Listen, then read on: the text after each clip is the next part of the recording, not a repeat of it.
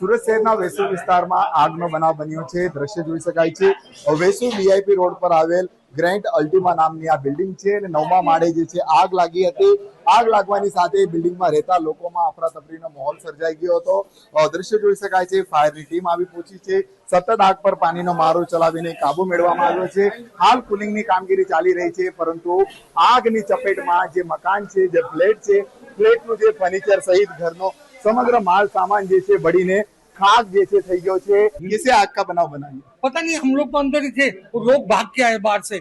वो गेट का चाबी आंटी के पास था नीचे, गेट खोला तो कमरे के अंदर आग लगा हुआ था।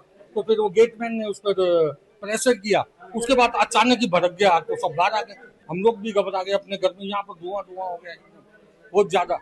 फायर ऑफिसर અહીં મોજૂદ છે। સર, કઈ રીતના કોલ મળ્યો હતો, શું સ્થિતિ? જ્યારે અમે આગ જોવા મળી ત્યારે આગનો આખો ફ્લોર પકડાઈ ગયો હતો અને ઘર લોક હતું અને ઘરનો લોક તોડીને અમે આગ પર કાબુ મેળવ્યો। દ્રશ્ય જોઈ શકાય છે। કિચન એરિયા હોય, બેડરૂમ હોય, હોલ હોય, તમામ જે ફર્નિચર જે છે બળીને ખાક થઈ ગયો છે।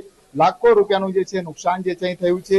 સ્થાનિક લોકો પણ દોડી આવ્યા હતા અને પોતાનો બચાવ કર્યો હતો, કારણ જે રીતના ફ્લેટમાં આગનો બનાવ બન્યો, આખી બિલ્ડિંગમાં દોડધામ મચી હતી। જે આજુબાજુના જે ફ્લેટ આવેલા છે, આ રીતના દરવાજો જોઈ શકાય છે।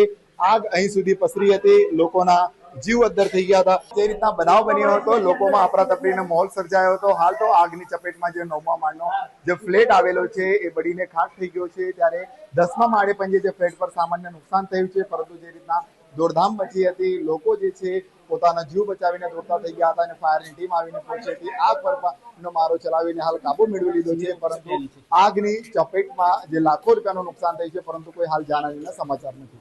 પ્રશાંત ડિગ્રી, જી મીડિયા, સુરત।